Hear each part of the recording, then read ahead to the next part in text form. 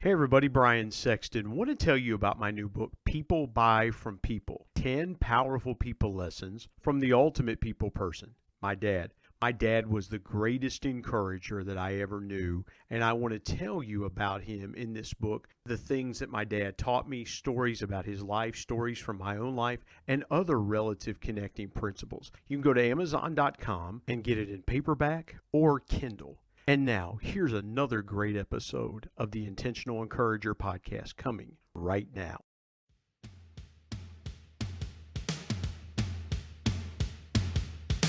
Welcome to the Intentional Encourager podcast, where each episode brings you compelling conversations and stories designed to entertain, enlighten, and encourage. And now here's your host, Brian Sexton.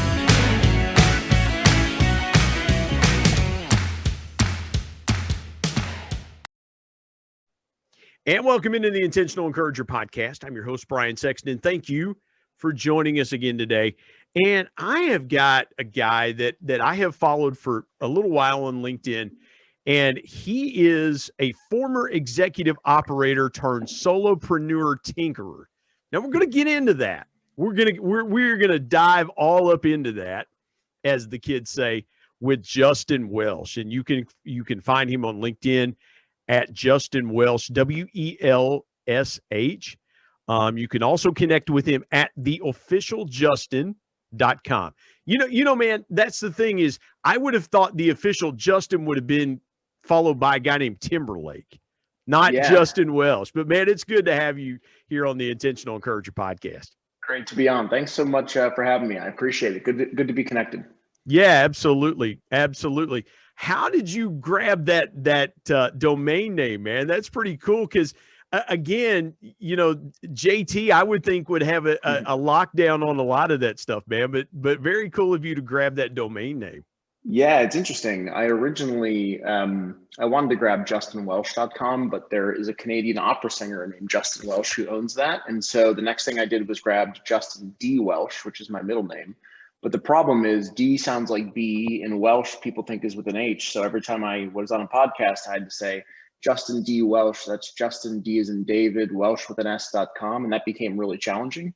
So I was just poking around, trying to figure out other, URLs I might be able to snatch up, and found the official Justin. So that's the story.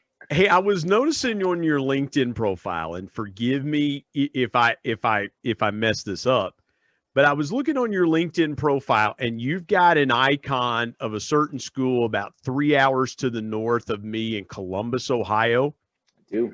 You know, it starts with the and ends with university, and there's Ohio State in the middle. Yeah, I'm about 3 hours from Columbus. Let's start here for a minute. This whole COVID-19 thing has messed and fouled up a lot of things. Mm-hmm. Did you ever dream in your wildest dreams that Ohio State and Michigan would not have been played in 102 years? I'm dumbfounded by that.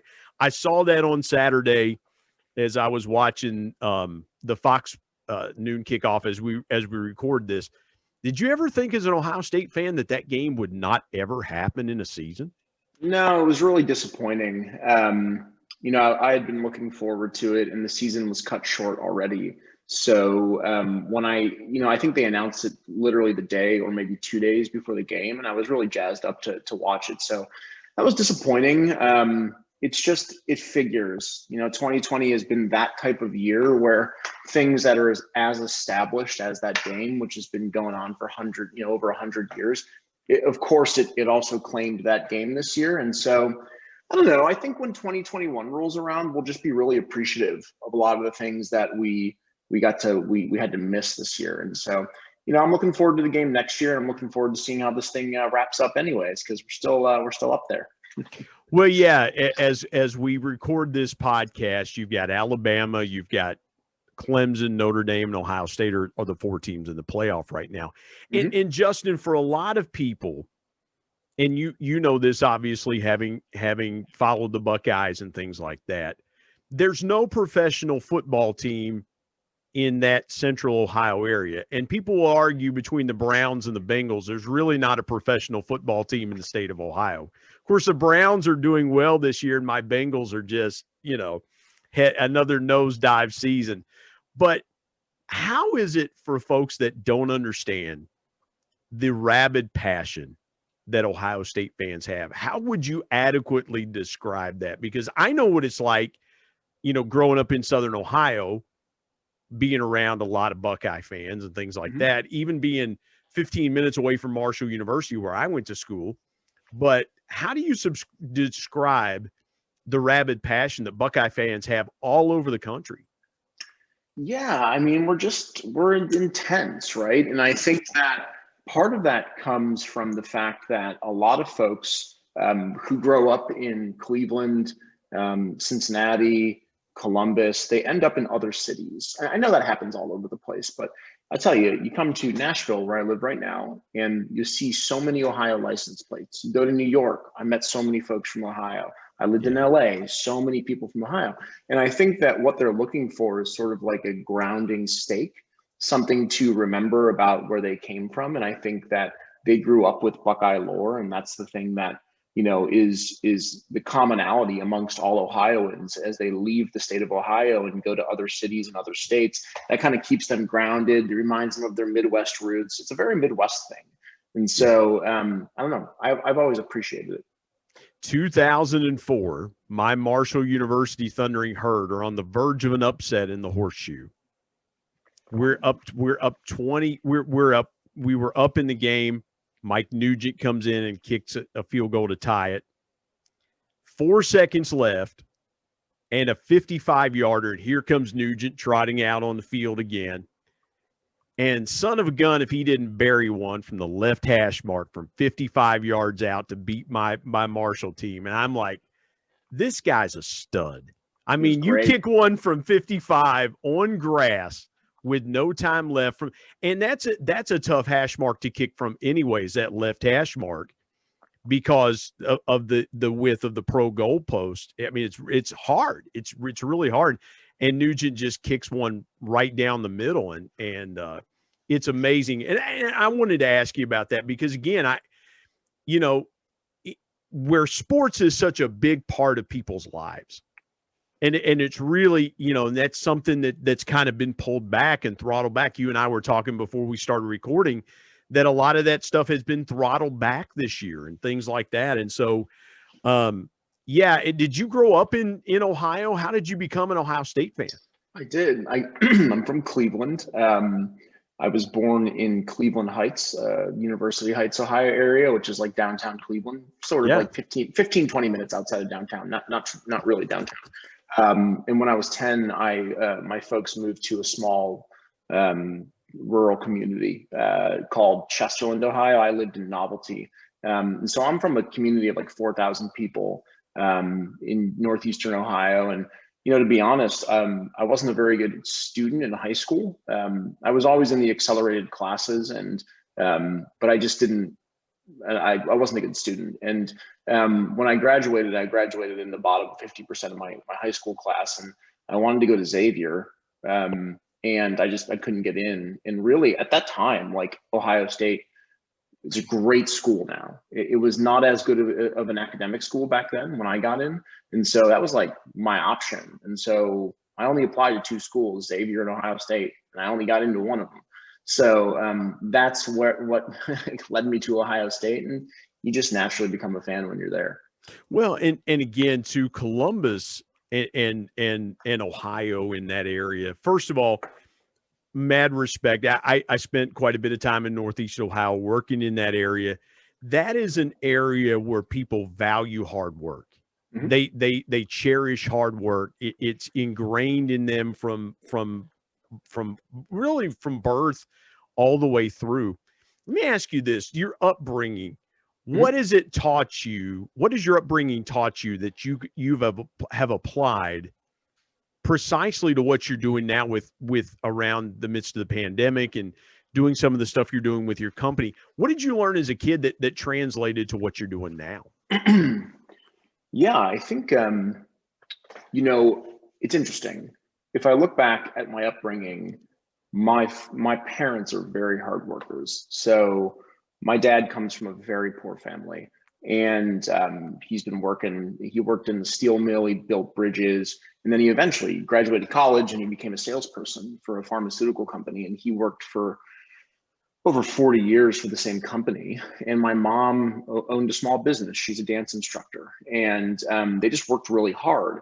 The thing that's, I guess, strange, maybe not that strange, but when I was growing up, I did not work very hard. I had a job. I worked at fast food restaurants. I got a job the day I turned 14. I worked a little bit in school, not a tremendous, but I was very lazy. And I think what happened is, as I matured and got a bit older, some of those characteristics of my parents started to come out in me, and I start to see them now more that I'm approaching 40, where I have the work ethic and intensity of my dad. I have the focus and energy of my mom, and I have the money saving of my dad, and I see a lot of the stuff that's I didn't recognize in myself when I was younger. I see that coming out now, and it's just interesting to watch it happen. And so I would consider myself to be, and I think my wife would probably agree, somewhat of a workaholic, which is not who I want to be. And I get that from, I think, my folks. And so I can thank them for that. I can totally empathize, because when my dad passed away 8 years ago, all the things that I was trying not to be like him, it was like God said, okay, big boy, here you go, and just dumped everything in my lap. So I have mannerisms that my dad used and ways of speaking that he did. And I'm like, my God, I was trying to run from this all my life. And now here it just manifests itself. So as you were saying that, man, I totally could empathize with you. You mentioned something. You mentioned 80-hour work weeks and things like that. We'll get into that in a minute in building your company. Mm-hmm. Did you see that? You mentioned your mom ran a dance studio, was a dance Mm-hmm. instructor. Your dad was in sales and pharmaceuticals and worked quite a bit. Do you think that came out in you? Because you mentioned just a moment ago some of those characteristics and things like that. When you were starting to build your company, did you just call on those experiences and go, well, I guess this is what I have to do, not really what I want to do? Sort of. I would say it's been sort of an interesting path. I'll add some context to how I think those things apply. So when I graduated college, I got a sales job like my dad. And I thought that being in sales meant being a people person. I found out that that's not quite what it is. It's a lot of work, and it's a lot of process and science. And I failed pretty miserably for about 6 years at that. I got fired from my first 3 jobs. I don't think I ever hit a quota or made a sale. And so that was really frustrating. And in 2009, I got linked up with a company, a really early stage startup in New York City called ZocDoc. And I met these really incredible people. They had this amazing product. The city had this energy. It was just like everything that I wanted in a job. And I got the job. And the last 11 years of my career have been, successful. And when I went to start my own business, it's definitely in me from my folks. I think the last 11 years of having success in these really fast growing startups has given me just this, I guess, obsession. I guess there's no better word than that, for continuing to create value in the universe and to continue to build interesting and creative things. And so I think it's a combination of my experience over the last 10 or 11 years and what is just intrinsically me and built into me from my parents. Well, you mentioned process and things like that, and I'm always intrigued by that. And my background, I was similar to you. I started right out of college into sales. My dad told me the first piece of advice. In fact, I wrote about it in my new book, People Buy from People. That's what my dad told me. My dad was a salesperson for a long time as well, like your father, over 40 years. And my dad told me people buy from people. But what really clicked for me was when I found out people buy consistency. When I became consistent in doing the same things over and over, and people could trust and know that what I was going to do today, I was going to do tomorrow, and our company delivered great products and great service, that's when it kind of took off for me. When you get to New York and you land in that first job, what was that aha moment for you? Do you remember kind of that aha moment where it was like, this is what it's really all about? I do. The aha moment was on my very first day of work. It was December 7th, 2009, at ZocDoc. And I had just come from massive failure for the last 6 years. I had never made a sale. I was not good at what I did. And I also didn't really care, to be honest. I was like young, I was immature. I had a lot of growing up to do. Hey, Justin, let me park on that just a minute. I don't mean to interrupt you, but let me park on that just a minute. I think that's really critical what you said there about I just didn't care. Let me kind of pivot here for just a minute, and we'll go back to what you were talking about. But I ask this question sometimes because I think about it myself. What would Justin now? How would Justin now coach Justin of 2009? Yeah, I would teach 28-year-old Justin about compound interest and saving for retirement. And that's and brilliant, man. That's brilliant. And I would teach myself that you know, being successful helps make money and save money, and you know, kind of kick my butt into gear. But I would also just talk a little bit about life, right? So recently I've had a very good friend in a pretty tragic accident. I recently lost a really good friend, and I would probably share some of those things and really get myself focused on living a really good long-term life. And I think that would be the first thing that I would share with myself. And the younger 28-year-old me probably wouldn't want to hear that, but I would at least try and impart that wisdom. Well, and I mentioned that because you said you just said you were like, man, I got to that first job and I really didn't care because of how things went and things like that. And I always think back and I think, okay, if I could go back and talk to 28-year-old me when right before I had the best sales year of my life in 2001, and I would say, okay, what would 48-year-old me tell 28-year-old me? And I would probably say, dude, get consistent and make your competition understand who you are instead of the other way around. And that's why I asked you that question of how would you go back and talk to your younger self? Because I think a lot of people come into sales and they go, well, here's how it's going to be. I'm going to get my first sales job and I'm going to make all this money and I'm going to rock it out and I'm going to do this and that. And they've got champagne wishes and caviar dreams, but not realizing that sales is hard. It's not easy. It's not easy you don't just walk in. You're not LeBron. You don't walk in and start scoring 25 a night. It takes time. It takes abilities. It takes talents and things like that. So you go to that moment in 2009 when you get to New York and you have your aha moment. What came from that for you that really propelled you to that next level?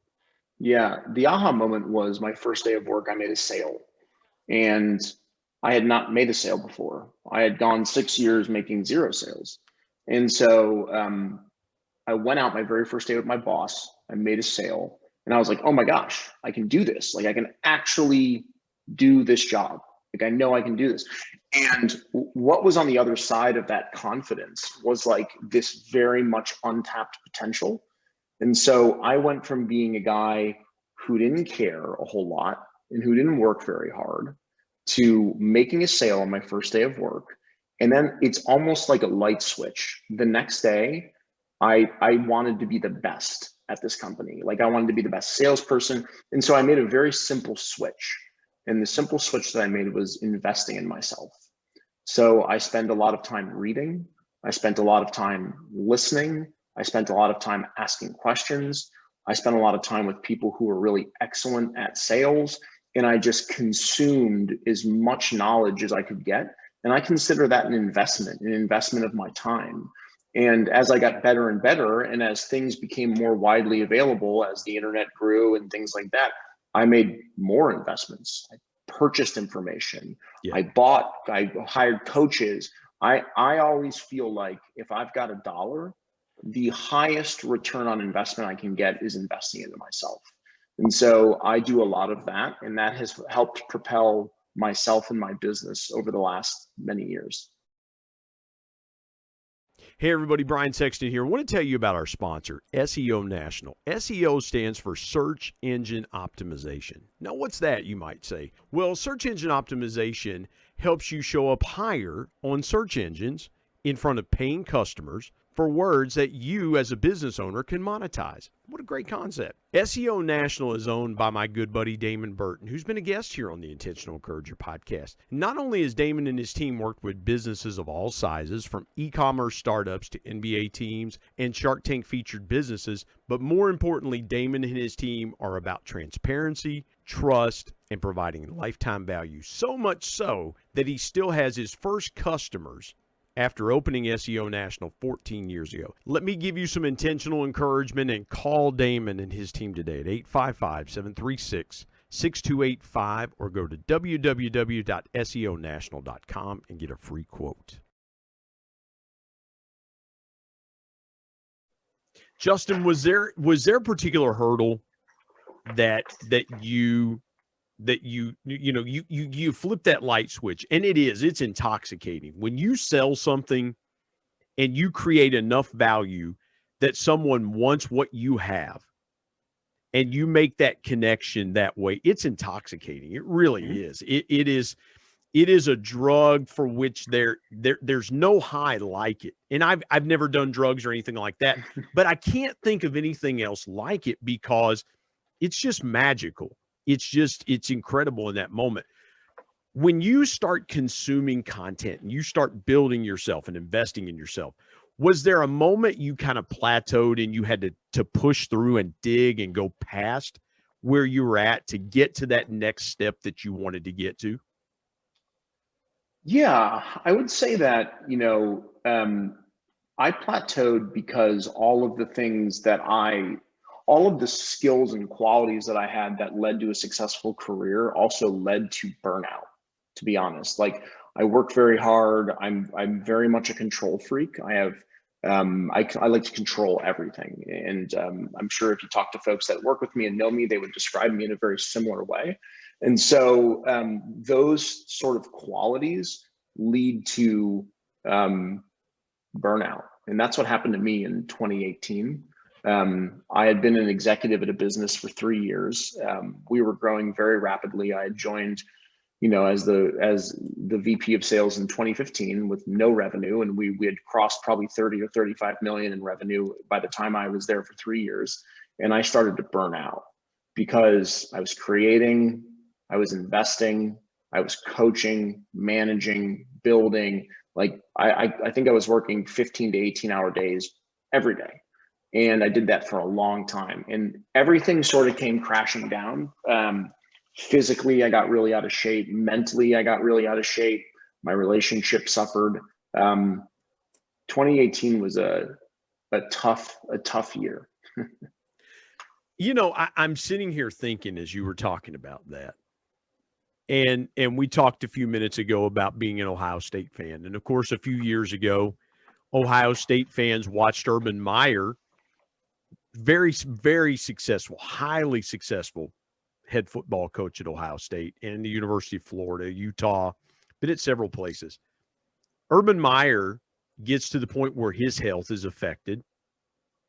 And his wife says, you've got to step back and and Urban Meyer grows up, as you know, Justin, he grew up in Ashtabula, Ohio, really, really pretty close to where you grew up in Northeast Ohio.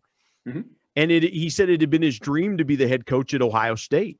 All of his life, he was working for that moment, and he has to give it up because he worked so hard, it affected his health. Mm-hmm. What was that moment like for you? Do you remember that moment? Can you take me back to that moment where you had to look in the mirror or somebody had an intervention with you and you had that what we would call here in West Virginia, we call that a come to Jesus moment.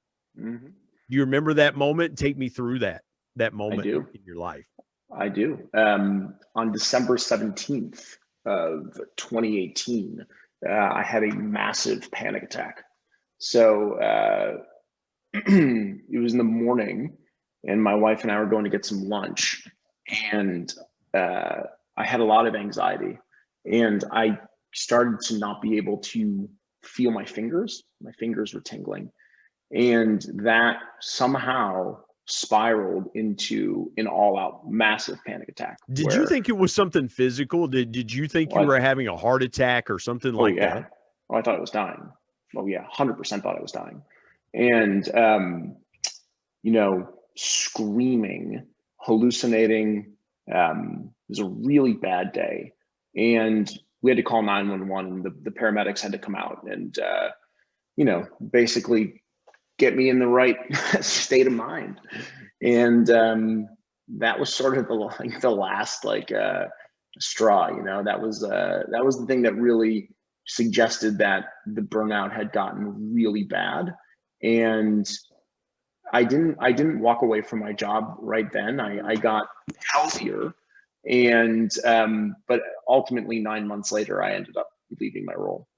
Do you think it was the overconsumption, the drive to overconsume that fed into that? Because the reason I asked that, Justin, is you mentioned earlier that you were consumed with building yourself, building your not. And as you build a team, you also get consumed with those things. How do we hire better? How do we coach better? How do we move the ball down the field?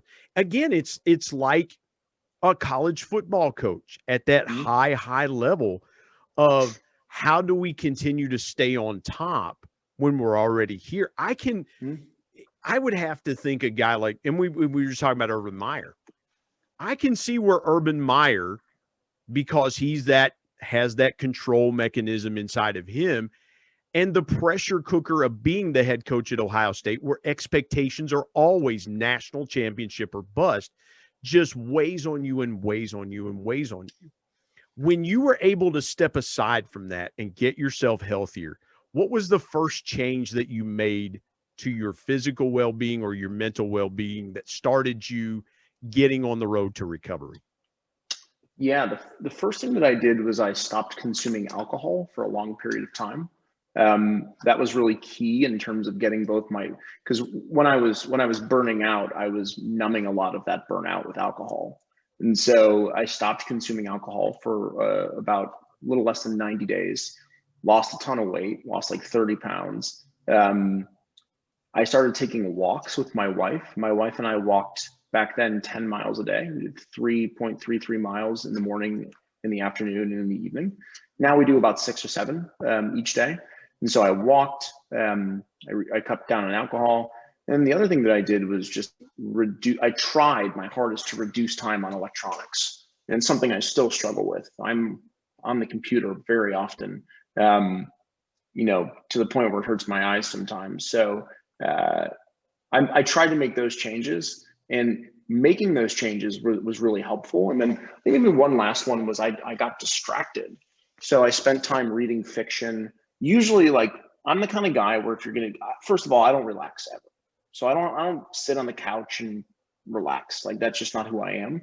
And if you were to give me a book and I'm going to spend time reading something, it's normally for me to learn something. I want to learn about business. I want to learn about creating something.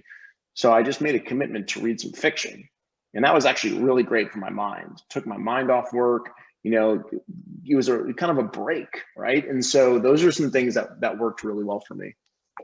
Yeah, I can't imagine reading something like Tom Sawyer or something like that and going, man, how can I coach up this guy? How can I make Yeah. Dude, you mentioned your wife, the importance of your wife through this whole thing. Talk about her role in helping you get better and get back to where a normal, healthy state of mind and body were for you, because you mentioned that you guys walk 10 miles a day, man. My proverbial hat's off to you.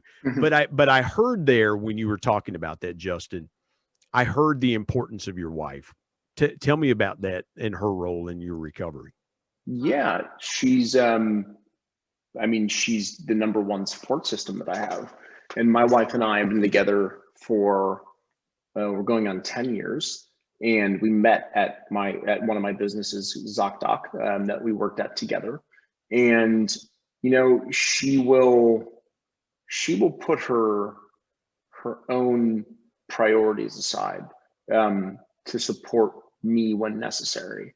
And so I greatly appreciate that. I don't want to put her in that position, and that no one wants to put their wife or partner in that position. But she's a listener, which I really appreciate. Sometimes I can just talk, like I'll just talk for an hour at her when my brain's firing a little bit too fast, or when I'm feeling a little down. That's generally how I act. And so it's just really nice to have a support system, right? I know that I have people that I know whose spouses are not supportive, and I just can't imagine being in that particular environment. That just wouldn't work for me. And so she's very supportive. Your wife is a saint. My wife I would start talking for about 10 minutes and my wife would just tune me out. Like, look, you have a podcast, you do radio and stuff like that. I hear you talk enough. So there's no danger of my wife listening to the Intentional Encourager podcast. She's like, nah, I get it every night. Don't worry about that. Justin, it's funny, man, because I know people are walking that road because everybody has tried to out hustle or outmaneuver or out strategize affections to their business through COVID-19. Every business has had to rethink their position or redo things like that. Was there one lesson that you took from that moment where you burned out and things like that, and you were able to apply it to this situation? Because for some business owners, and this is why I framed the question this way, they may not have had a burnout moment like you had. Maybe COVID-19 was that moment in their business where they had that panic attack. They had that catastrophic event a catastrophic event. Like I would totally classify what you had was a catastrophic event. Was there something you took from that you can say, this is what I learned that's helped me navigate going forward through this? Yeah. I mean, I think that the very simple and easy lesson is that there aren't a whole lot of options. Either I continue, like if COVID-19 hit and it would have impacted my business, it did not, which is interesting. But if it would have, I have two choices. One choice is to panic and put myself into a similar scenario as I described before, or the other option is to not panic and to believe that things will be okay, and to put good energy and content and creativity out into the world, do interesting things, attract interesting people. And knowing that I never want to be in that situation again makes that choice very easy. They say you have to hit rock bottom sometimes before you can kind of bounce back up. And I would say that was very, very much in 2018, a rock bottom moment for me. And so I just think about that moment when I stress out, and I stress out all the time. Like I am by no means, healed from that. But I make sure that I have someone to talk to. So if I'm not talking to my wife, I talk to a therapist. If I'm not talking to my therapist, I talk to my family, right? There's always someone who I can lean on to help me navigate situations of high anxiety.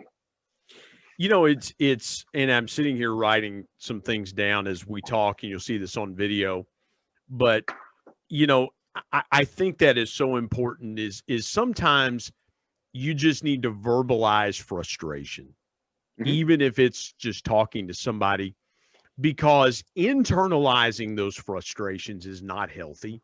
It's not good for you, and it will eat at you. Here's where I want to go for just a minute, because you and I are sales guys at heart. In your mind, what's the number one reason that good salespeople end up failing? Because we know that this pandemic, and I ask this question this way: there comes a point in time where even good salespeople who have had a modicum of success will hit the wall. In your career in coaching and mentoring and developing salespeople, what's that reason where those good salespeople just kind of fail and they hit the wall? Yeah.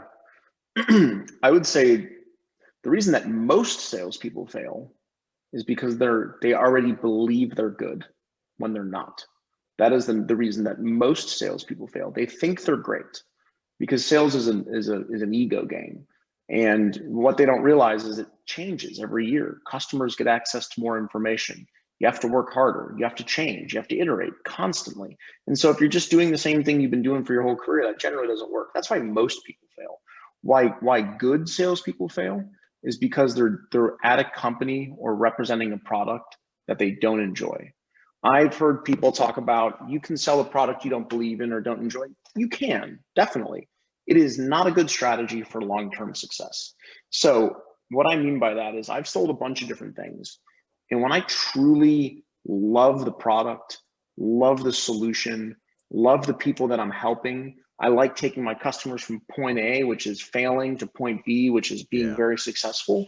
That keeps you going. It's hard to hit a wall when your work is impacting someone else in a really positive way.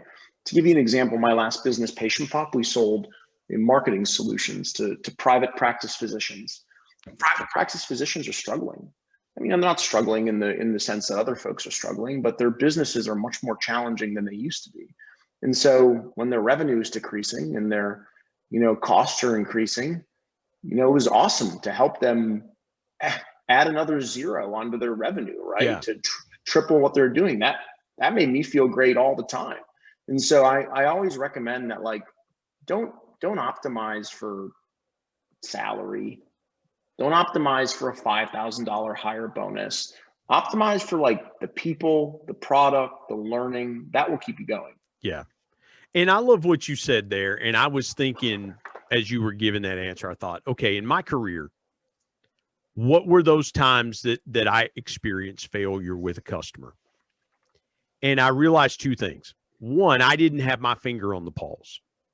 I was just assuming, to your point, and very brilliantly said, that everything was going good. Things were rolling smoothly.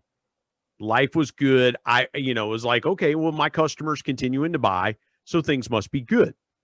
Not realizing that my competitor was coming in behind me going, yeah, but what about this? What about this? What about this? Really talking to them about things that mattered. And then the second thing that I had to do was start talking about things that mattered. Having something every time that I interacted with that customer that helped them and their business get better, something of value.